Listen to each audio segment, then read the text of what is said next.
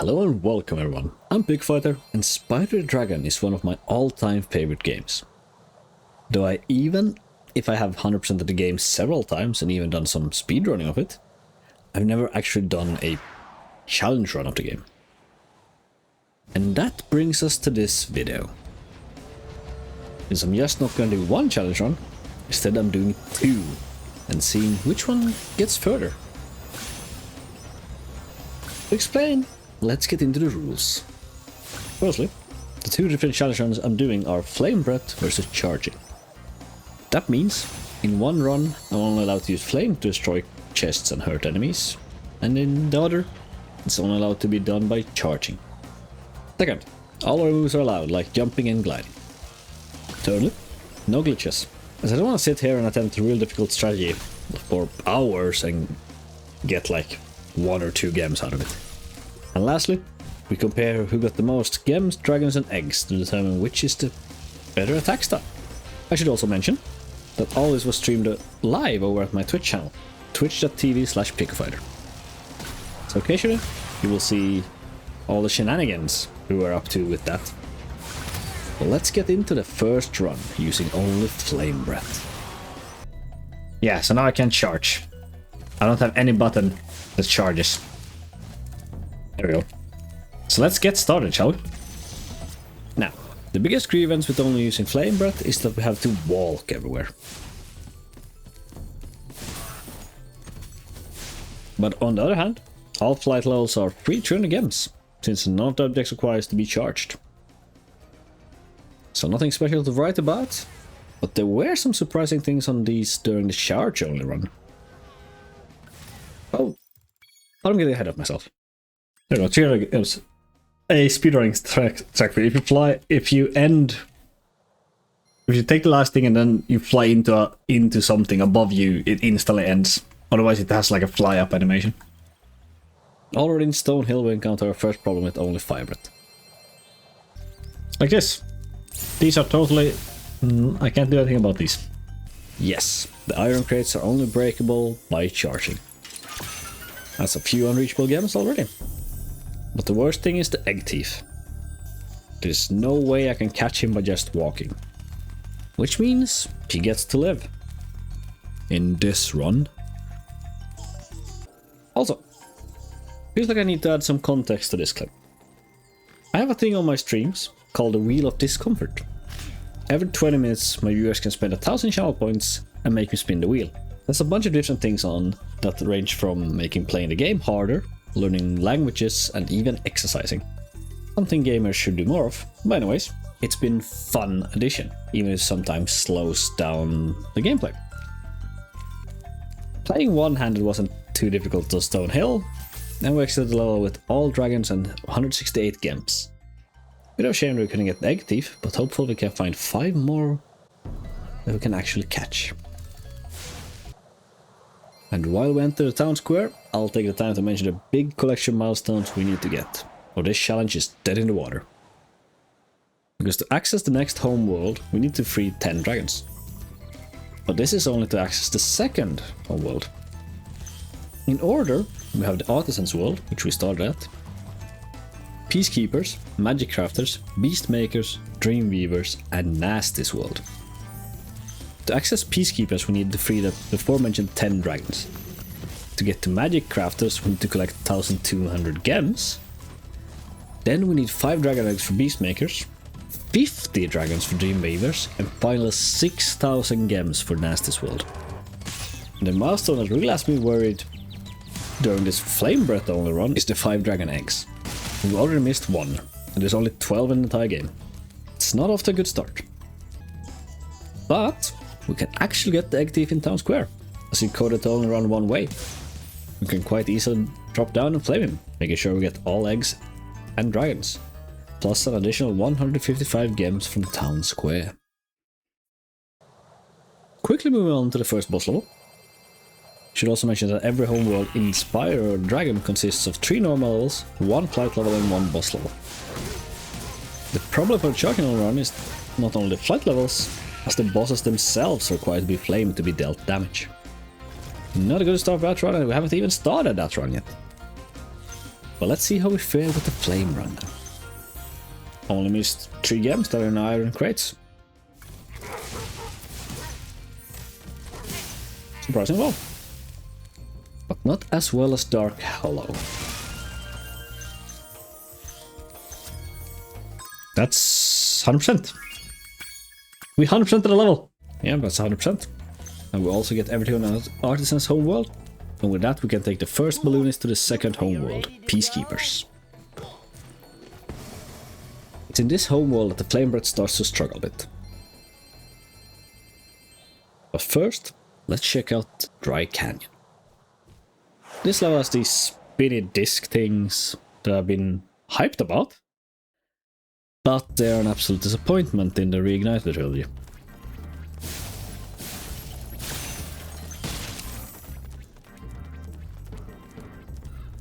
In the original they could fly incredible far and kill enemies or even destroy metal crates. But here they are more or less useless.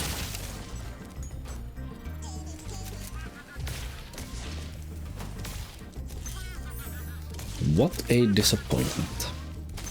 By the way, you can only destroy with Flame Breath. And to put even more salt in the wounds, there's another Egg Thief that is too fast for us to catch. But let's get some good news here. These metal enemies can actually be flamed with some patience. Also doesn't end there, as we can actually drop down and get the Egg Thief after all.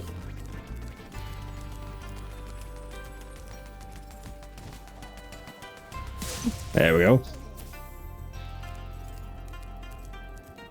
Getting us to 2 out of 5 needed. That's also 4 more dragons and 375 gems, giving us 1310 gems in total, meaning we don't have to worry about getting enough gems to unlock magic crafters. We're in a row. But a cliff down, it all starts to go over a cliff. I'm intending my puns, I'm no coward. These enemies have a metal cape that they hide behind, similar to the shielded enemies in Dry Canyon. But contrary to the shielded boys, these are always protected by their cape. Doesn't matter if they are just attacked or not. Which means these enemies are entirely immortal to us.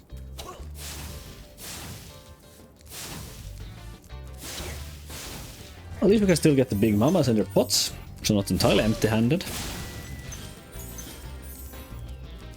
We can also barely get this Egg Thief.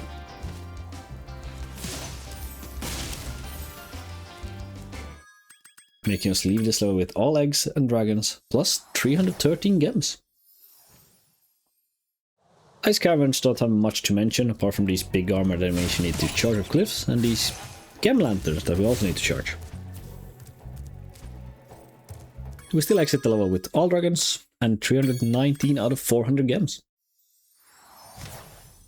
Entering the second boss level, Dr. Shemp.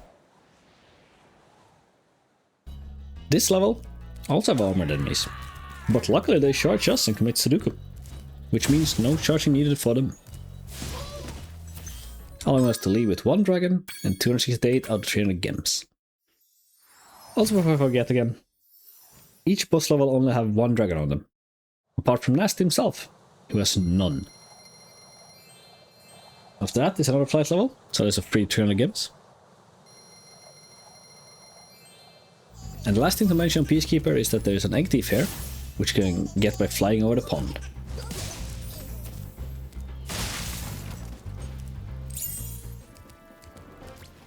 Meaning we get the anti-magic crafters with 4 eggs, all dragons so far, and 2685 gems. Not bad, but can we keep it up?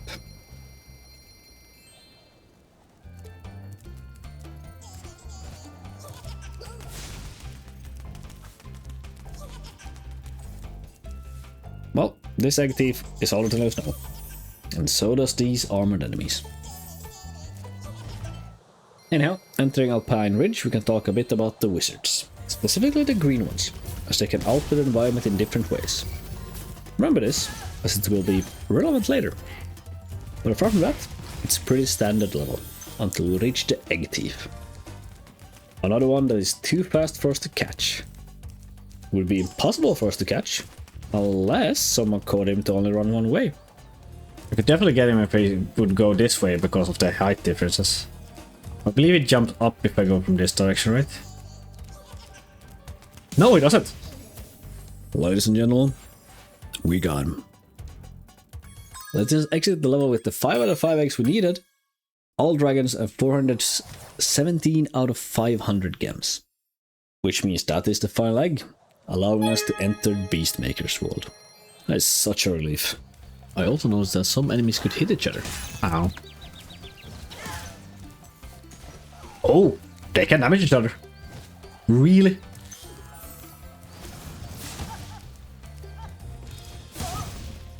These are the ones I think can actually kill each other.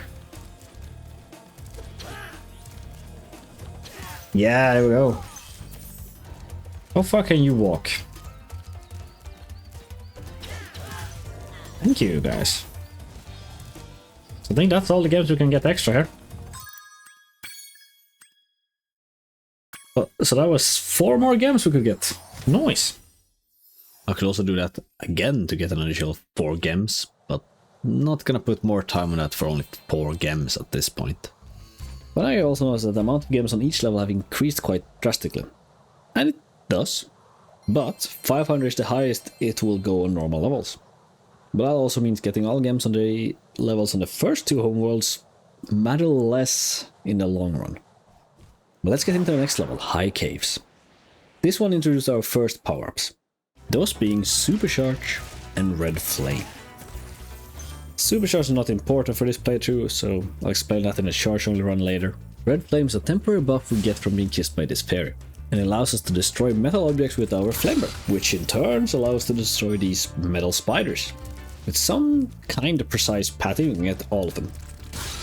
But there are quite a few metal crates that are outside our reach. But there are more things to explain. Supercharge. I will actually talk some about it after all. Gotcha. But it's needed to reach some of the further away areas. Luckily, with some gliding we can still reach all of them.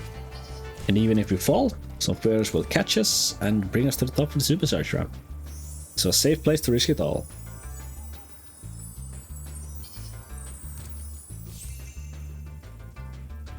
But this egg thief gave me a bit of a hard time. Just watch. Not correct. Can we do the same thing we did on the previous one that ran around in one of these circles? Like, we make him go down there, but I don't think he can get back up.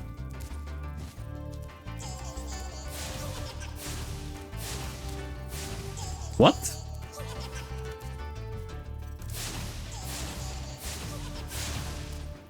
Can I call bullshit on this?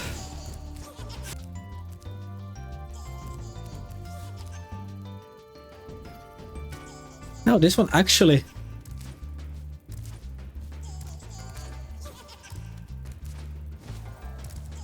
We might have to hunt him further in then?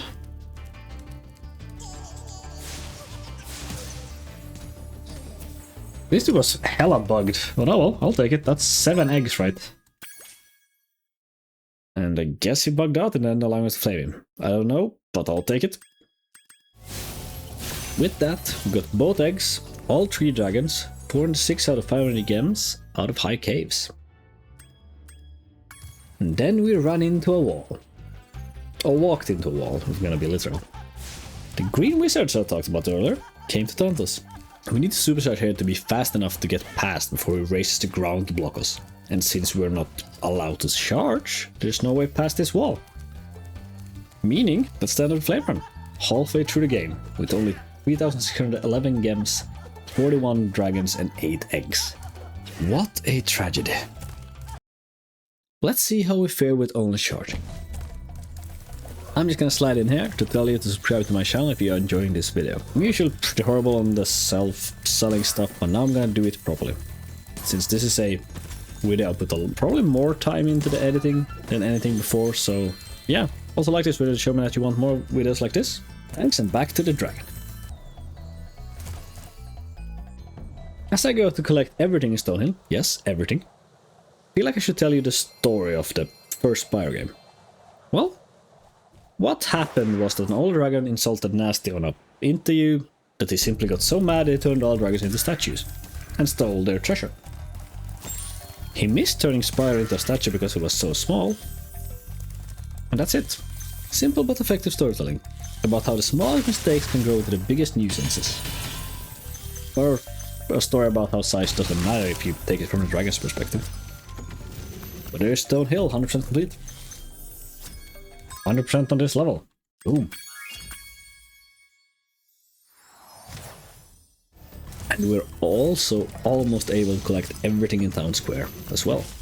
Everything apart from that one yellow gem worth 10 gems inside the flame spinny thingy. Oh well, good enough. Dark Hollow is worse with only 79 out of 100 gems, but all dragons at least. As I could push past the big metal covered dudes in narrow hallways. Now then, the first flight level. I already didn't expect to gather everything in this level. I did get the chests and the arcs without problem. Then I got mighty surprised that I couldn't charge the planes. And add to the surprise when I could charge the trains, but only the barrels though. Meaning that I can get 180 gems from here. Couldn't get any more as the planes holds 60 gem, and then you get an additional 60 gems if you take all the obstacles in one run. But I'm very happy with 180. But then the good times end with the first boss level. The shepherds can be charged, but neither can the dogs or the boss. And since I can't damage the boss, I can't enter the other arenas, meaning I miss even more gems. In the end, I could only get 39 gems out of 100. The silver lining is that I got the dragon, and with 16 dragons in total I can now go to the second homeworld. Oh yeah, I also got everything in the Artisan's homeworld. In Dry Canyon, the first level of the Peacekeepers, there isn't much to note. Apart from confirming that large numbers be left alone.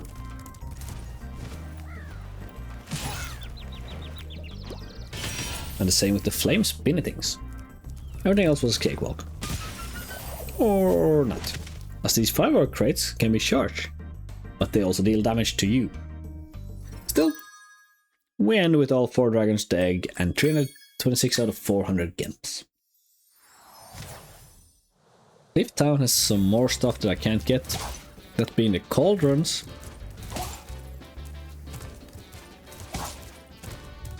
As well as these rockets that get fired and destroying strong metal crates. Still a good bit over 50% of all stuff acquired here as well. Dr. Shemp, the second boss. Have the same issue as the first boss. You can't enter any more of his arena, so only 176 out of 200 gems from this level. The dragon is worth more percentages though. In Ice Caverns we could get the big armored enemies and lantern gems, so not a bad level with 362 out of 400 gems. And 5 dragons.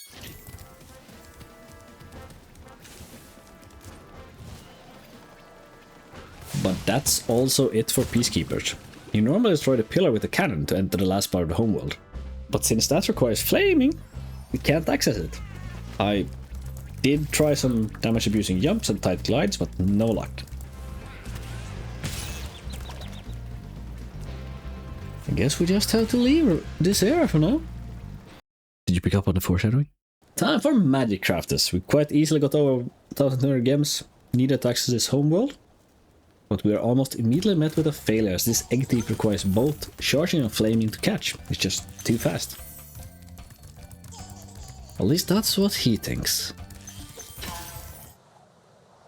Entering the Alpine Ridge with 2153 gems and a dream. And that dream is instantly crushed as this level has so many big enemies that we can't kill. Both the big furry mounts and the blue wizards require flaming. That is a lot of gems that we'll never get. But we can charge the riders, so it's something. The least fun part with this level is the firework crates on small platforms. It requires to die 3 times to get those gems. Rough. 96 gems missed, as it was inside big enemies. But almost everything nonetheless. And then the wheel of discomfort was rolled again. And it's set up so my wife, Yana, us to go to play for the rest of the stream. And I'm quite embarrassed to say that she got this egg thief almost instantly. I tried for a while.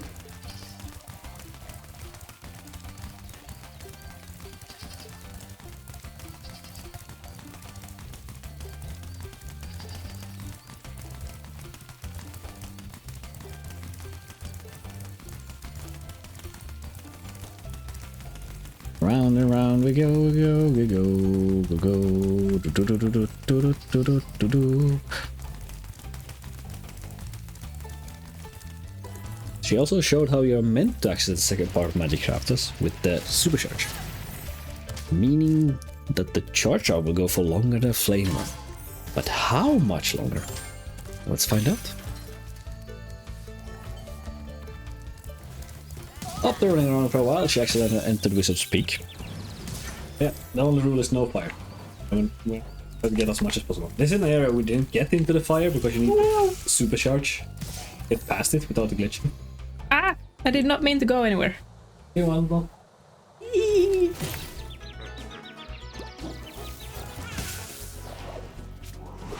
Burn before running is usually good. Good thing too. And after dying for a while, the stream was over. But I was excited to play this level and got straight into it at the start of the next stream. I also had an upgraded wheel that my friend Davidos laser cut for us. It looks so good.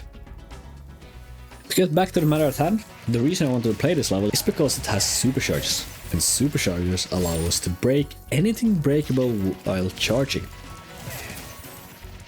Like big enemies, strong metals, chests, and even the flame spinning things, if they're wearing on this level.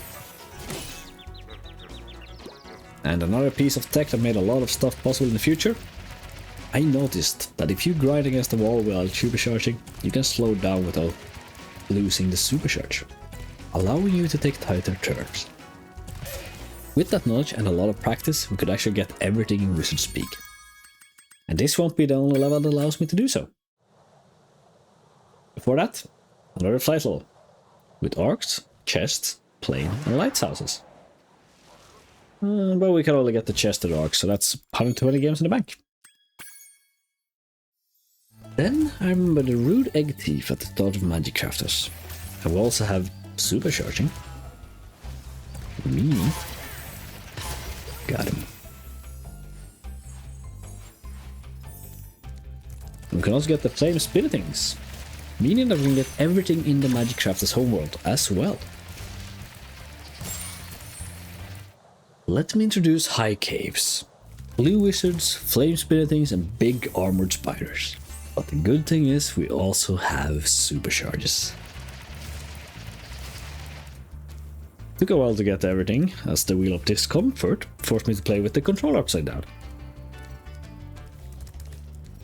And it didn't help that there were these narrow stairs in the spider caves as well, that required some very precise jumping to clear.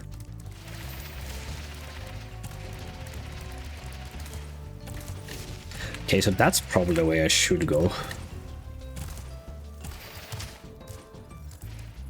And then we needed to do another really long supercharge to get this last flame spinning thing hidden all the way up on a building at the start of the level.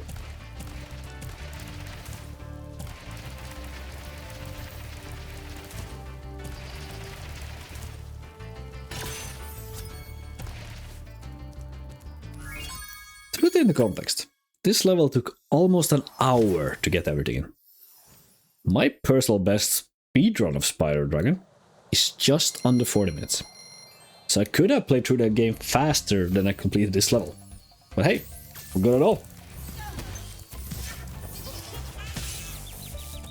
After collecting the final gems in the homeworld, we enter the boss level, Blowhard. And this being a boss level, I didn't expect much.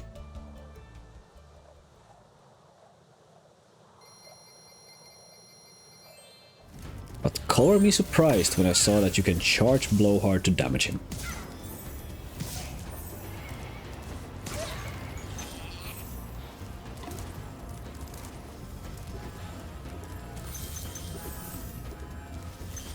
The surprises doesn't end there. As I also realized the green wizard on this level can't be charged. But they can be charged on all other levels. Like, what? I got so surprised at the round. So in the end, I couldn't get everything in the level, but only missed 40 gems, which is a lot better than expected. And since we got an every egg apart from 1 so far, we have 11 out of 12. Would you like to go? And can easily get to the Beastmaker's homeworld. And this is where it gets difficult. Already in the first level, Terrace Village, we have to level up our movement game. Fun is still intended, as there's a lot of narrow paths blocked by big enemies that we can't kill. But not boy with all the deaths, we managed to get 284 out of 400 gems, making it all worth it. Most of those gems were in strong unbreakable chests you need a rocket to break. In the homeworld itself, the pigs are not as kind. But one pig will feel the wrath. Let's enter the worst level in the game. Misty Bog. A level that has enemies that scared me. These charging tree stumps. Terrifying creatures. And we can't hurt them with charging. And the level makes it very difficult to stay away from them as well.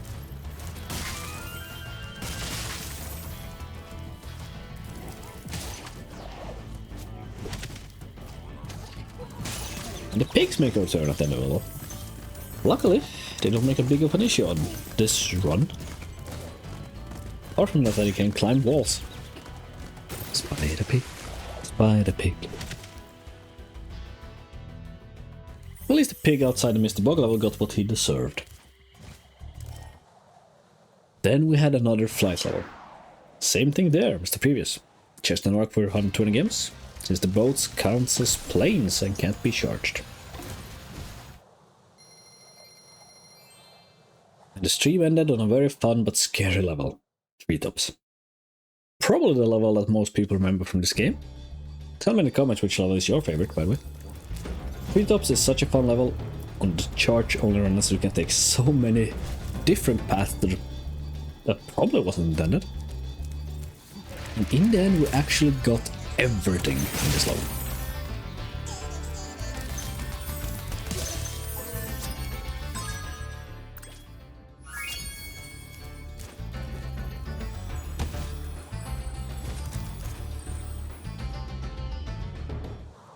Then it was time for the final level, the boss level, Metalhead. This boss is actually designed to be charged, as you charge these metal pillars that charge the boss. That's a lot of charges. He also shoots electricity and throws smaller enemies on you, which can destroy the pillars. Might be useful for another run if you catch my drift. And an even better part is that all enemies that he can throw dies when he dies, leaving all those juicy gems behind. I managed to get 484 out of 500 gems and that single dragon. Then it was time for the final full-sized homeworld, Dreamweavers.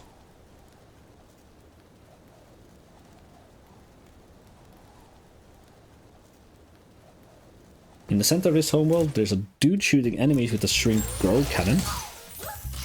And we cannot hurt the enemies unless they are small, leading to a waiting game, or in some places a race against the clock.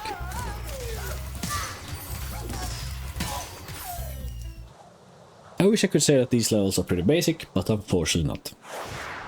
The first level we enter, Haunted Towers, is also the shortest for us, since the first half of the level requires to use the red flame breath to break metal enemies and doors. We can barely get anything. But we won't leave empty-handed, since I noticed we can probably glide over to a smaller area hidden behind a metal door. And while attempting that, I accidentally learned a new trick. Slope gliding. I call it that at least. But if you glide up against a sloped wall, you can stay on the same height and in some cases even gain height. This might be useful in the future. Doesn't help us to get around the metal knight blocking the rest of the level. But here is another little known fact. The sparkling whirlwind stretches further down than shown by the sparkles. We can simply just glide there, giving us access to a bit more to level. But not that much more, as almost immediately afterwards we need another Fairy Kiss and the Red Flame to break Metal Door. The saddest part is that if we could break this door, we could access a supercharge and probably get everything in this level. But we have to count our losses and exit the level with only 1 out of 3 dragons and 107 out of 500 gems. Worst level so far. Then it was time for Dark Passage. A level that is a lot better. Its mechanic is that there are dudes with lanterns that you can either flame or charge and they'll light up the room. While the room is lit up, the enemies are small, meaning that we can kill them all.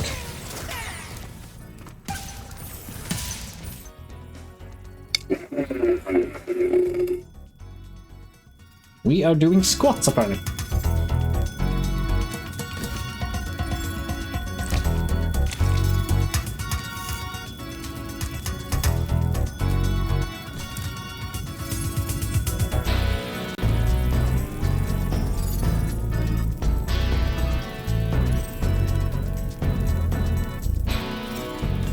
And after 100 squats we can leave the level with everything apart from 1 rocket that would have destroyed a reinforced metal chest, crate, whatever you want to call it.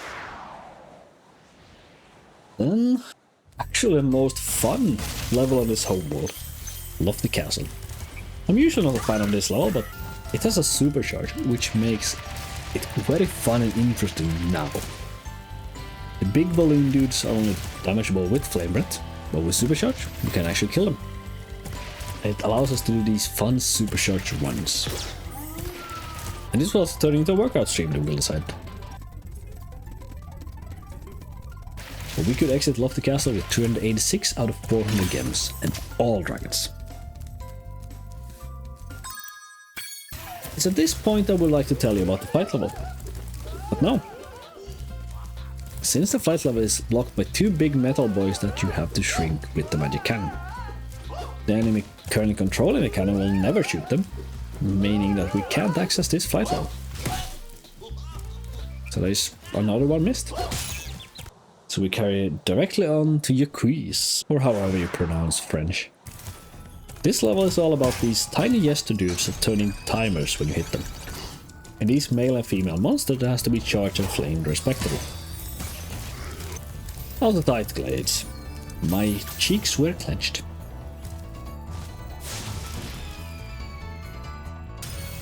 Then we got to Yaquis himself. Another boss that has to be flamed. But we can jump on the same box he's standing on to reach the next area. That doesn't help us much, as the next one requires us to hurt him to lower our platform. Maybe you remember something I said in the Haunted Towers. The sparkling whirlwind stretches further down than shown by the sparkles. Meaning, with a precise jump we can do this.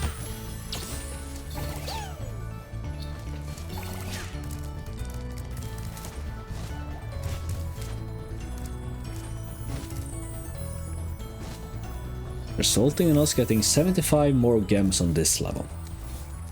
Glorious. Then we enter the last world, Nasty's world, with 7,911 gems. Quite well over the 6,000 needed. The whole world insta gives us a dragon, putting us on 72, and like I said, this world only has 4 levels. 2 normal levels, a boss level and a special level we can't access unless we get 100% in the game. So we don't have to worry about that one at all. Entering the first level, Norco. I'll tell you about the special thing about these. To unlock the next level, you have to exit through the exit portal for each level. Which I definitely won't forget, I swear. It also introduced these metal barrels to charge, you can launch them into stuff, which in turn allows us to almost 100% North Cove. I get everything apart from one big enemy. This one here. But there's maybe a way to get him. By first damaging myself to break the explosive crate he is holding, and then charge the metal barrel the little dude is standing on into him. I unfortunately never got it. And I started to run out of lives, so I just decided to ignore the last 5 games on this level.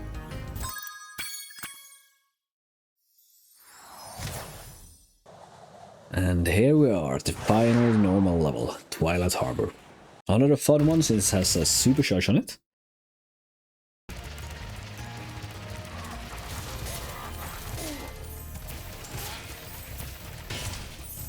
But that is quite quickly hampered as I realized that I can't raise the bridge without flame breath. Or... no. God damn. So that's entire area is locked off, meaning that I can't get everything. Still, got 314 out of 400 and both dragons. Then I definitely didn't forget to exit through the exit portal, so I had to run through that level again. The footage you're watching must be altered or something. Then it was time to face Nasty Nork himself. And really, isn't much to mention here.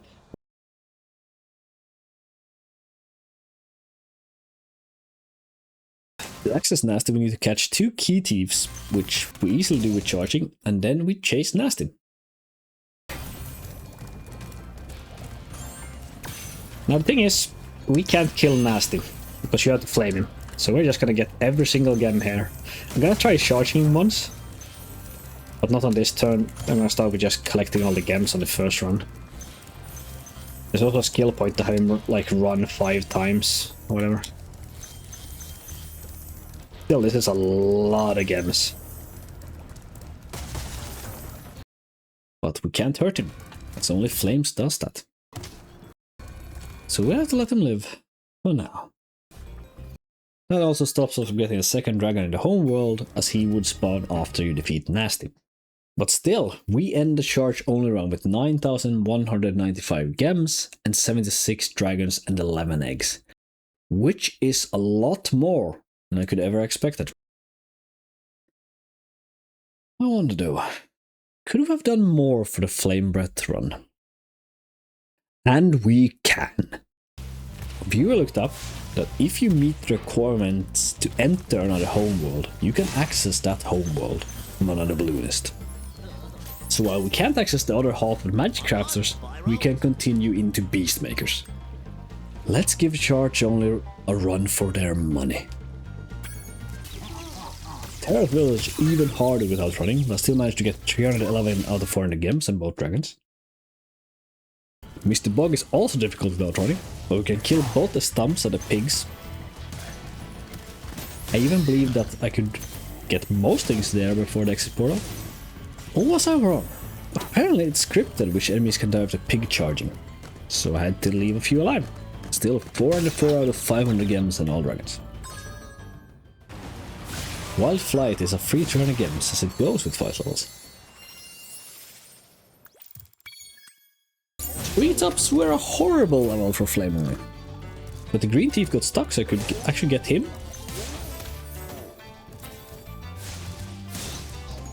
And the red we could get in front of and get him before he runs away.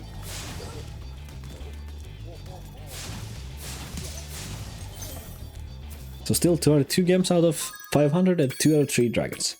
In Metalhead I can get some extra gems by having the big enemies hit the smaller enemies with another smaller enemy. And with the Metalhead being able to hurt himself in his confusion,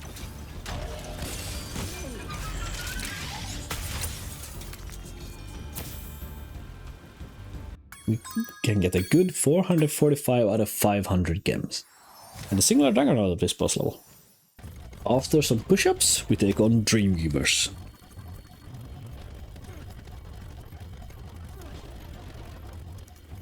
Specifically, the Haunted Towers.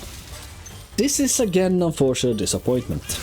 Even though we can red flame all knights in the first area and the second, the next door requires supercharge to enter. And there is no fairy close enough that we could take the back door in there either. Just not enough time. And it's even worse because there exists a red flame upgrade that lasts the entire level in another area. But no glide gets us far enough to reach it, which means we have to exit this level with only 1 dragon and half the gems. Still better than the charge run. Then went the Dark Passage. Not much to say apart from that we can't kill tortoises enemies as they are made of metal.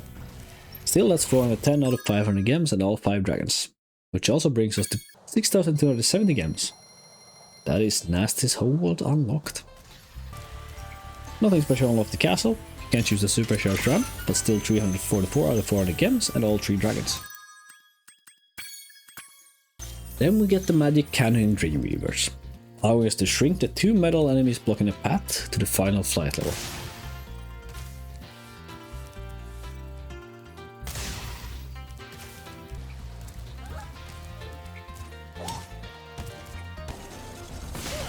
Which gives us 300 gems and another 100% at flight level. That is 4 out of 5. And that's where it'll stay, since we can't enter the one in Magic Crafters. Then it was Shakis. This level was a challenge for Flame only as well, as apart from the tight glides and me not being able to kill the metal enemies, I thought I was stuck with the key to the chest here. As if I would die, I need to get the key again. Luckily, with some precise platforming, I could just squeeze myself in with these metal enemies and reach the locked chest.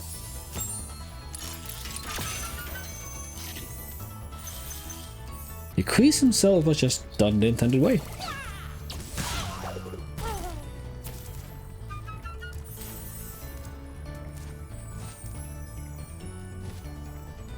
Getting us 448 out of 500 gems and of course the dragon.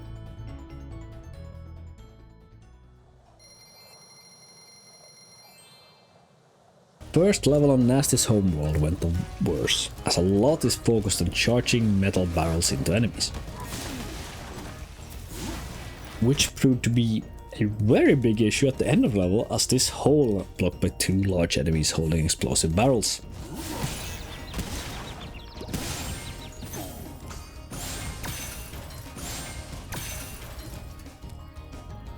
I can fly and ignite the barrels, but I just get knocked down in the process and they return to full health when I respawn. And like I said earlier, I need to enter the exit portal or the next level won't open. So how do we solve this? With damage boosting. Of course. By jumping in the water we can sacrifice 1 health to reach the exit portal platform and even jump down for some more gems.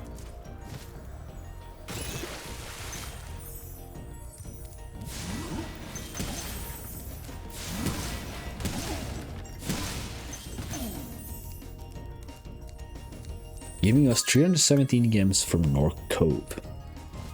And all dragons.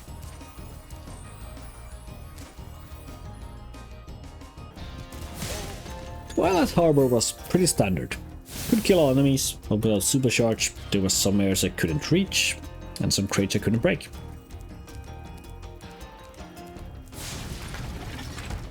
Still, 256 gems, and all dragons from here.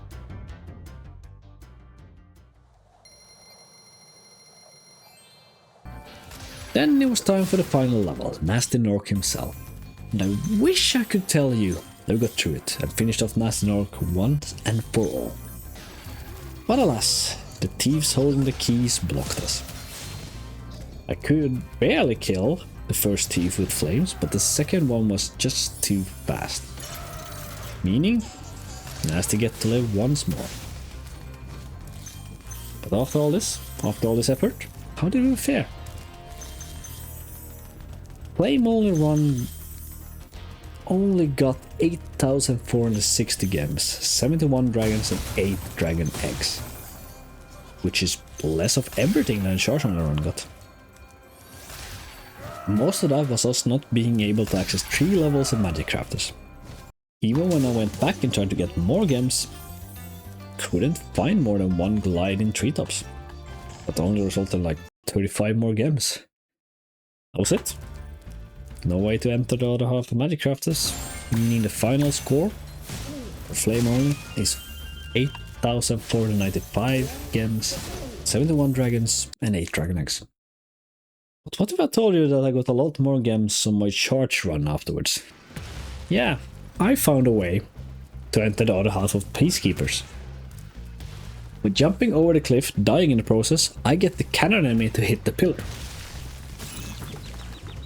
And it was still destroyed afterwards, meaning that I could get the rest of the gems in Peacekeepers, as well as the egg and the dragon.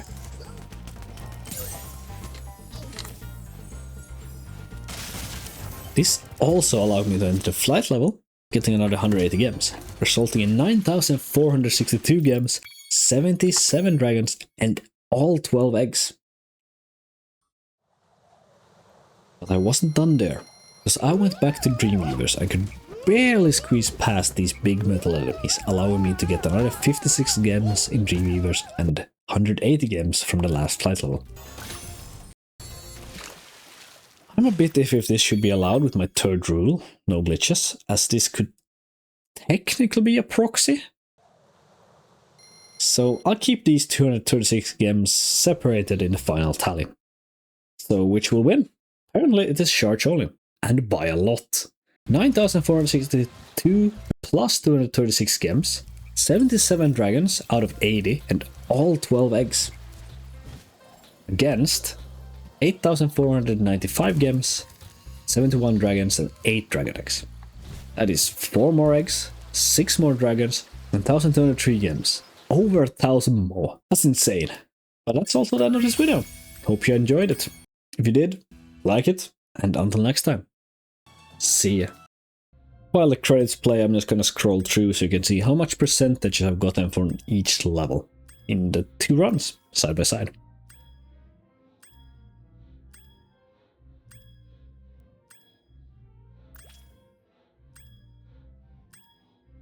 Both the big furry enemies and the blue wizards require sharp flaming.